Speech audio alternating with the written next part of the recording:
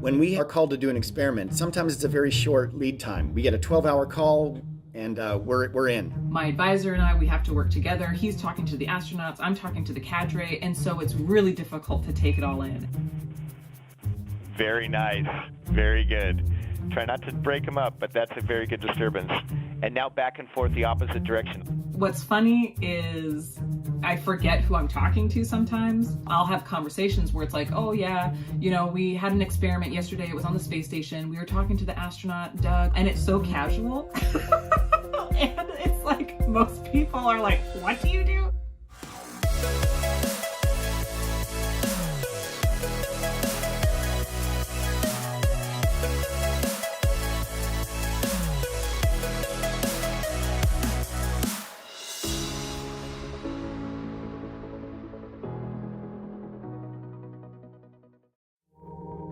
Throughout this season of NASA Explorers, you've seen what it takes to send science to space through the eyes of one team of researchers.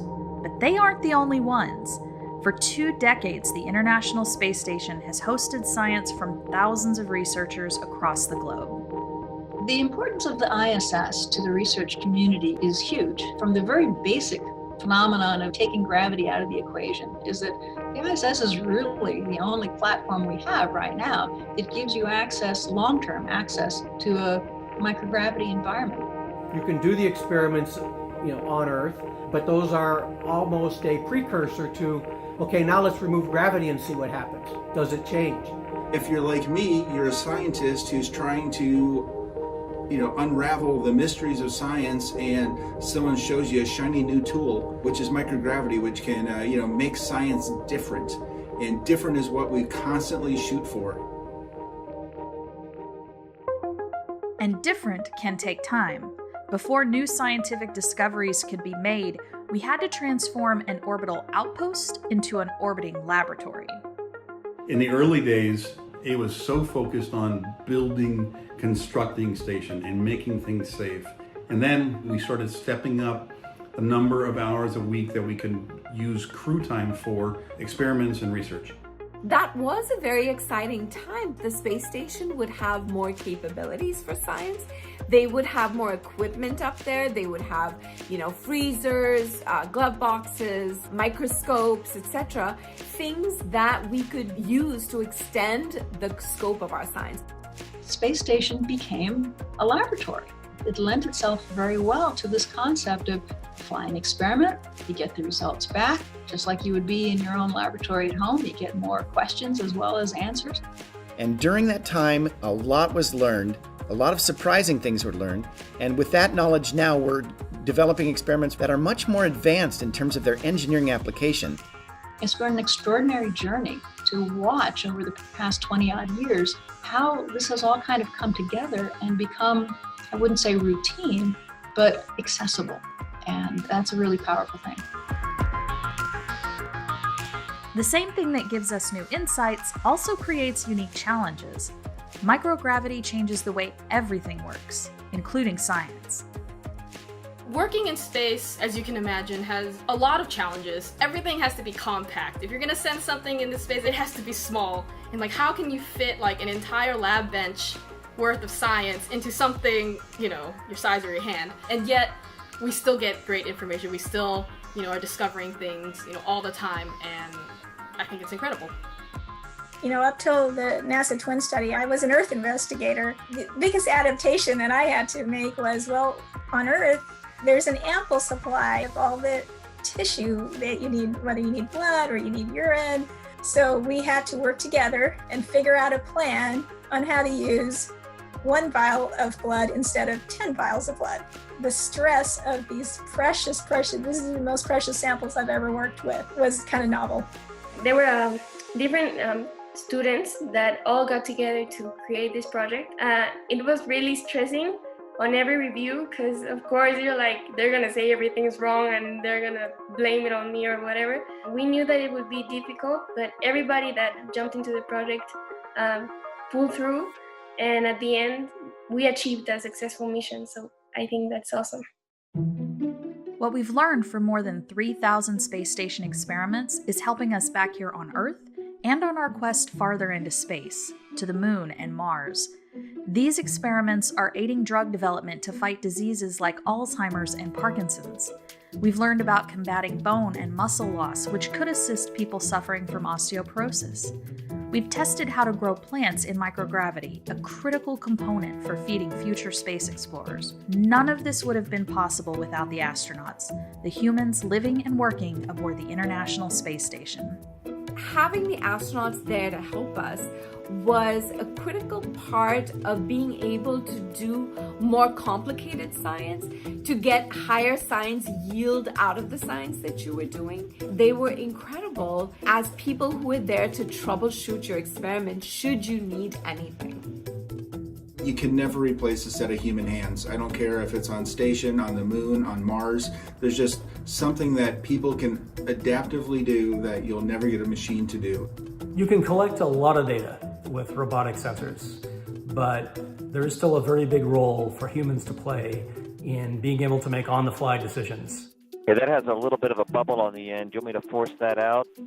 If it's possible, if you think you can do it with the tip, yeah, we would appreciate that. At this point forward, this is our DNA to sequence, so the most we can retain, the better. It was rewarding to be able to put my hands on and know that we're doing productive work. Sometimes we get thrown a curveball and something goes wrong. Station, Huntsville on 2 for TJ and ABRS. So now they go, all right, we got to get you to go into the guts of this thing, go find these 2 wires. Have you ever seen those scary movies where the bomb diffuser says, whatever you do, don't cut the red wire?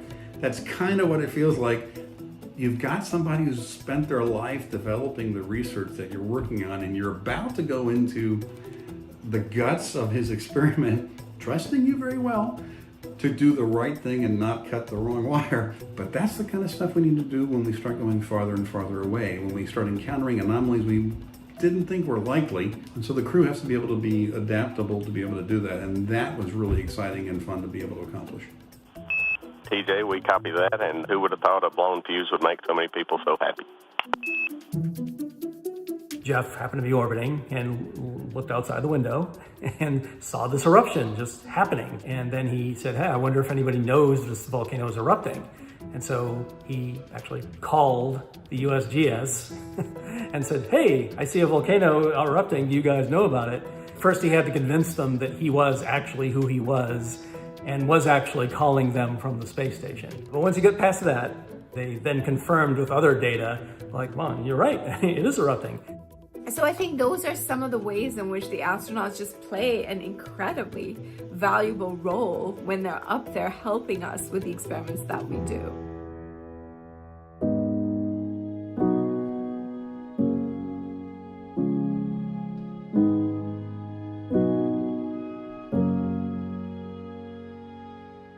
These past 2 decades of microgravity science, they're just the beginning. The start of humanity's continuous presence in space. And the impact of the research in this novel environment is already being felt around the world. I think most people would not realize how impacted their life is by space. There's a finite number of experiments, but that is a finite number of experiments in a very, very smart community that's very good at sharing the results. There is a real sense of the betterment of humanity in space. You know, it's one place we can all really collaborate and all really get along. I think it's safe to say that microgravity has allowed writing several new textbooks. And the more we have more and more scientists working in different arenas to help inform this science, I think the better it will be for the safety and health of the astronauts and the people that follow. We are just at the tip of the iceberg. We have a lot more information that we're going to find out, a lot more information that we're going to need to find out in order to get us prepared for long-term exploration, as we humans are always excited to do.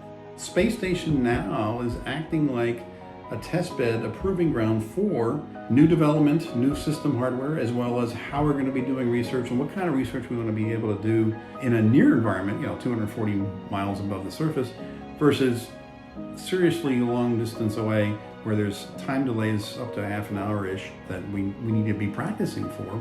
And now's the time to be able to do that. You know, I would say before I started working at the lab, it was kind of an abstract idea, and there was always the joke about, oh yeah, humans will go to Mars, and it didn't really feel real. And now it feels real, and what's incredible is, you know, I will have a piece of that. I like to think that some of the work that is being done on the space station lays the foundation for us to be successful on another planetary surface.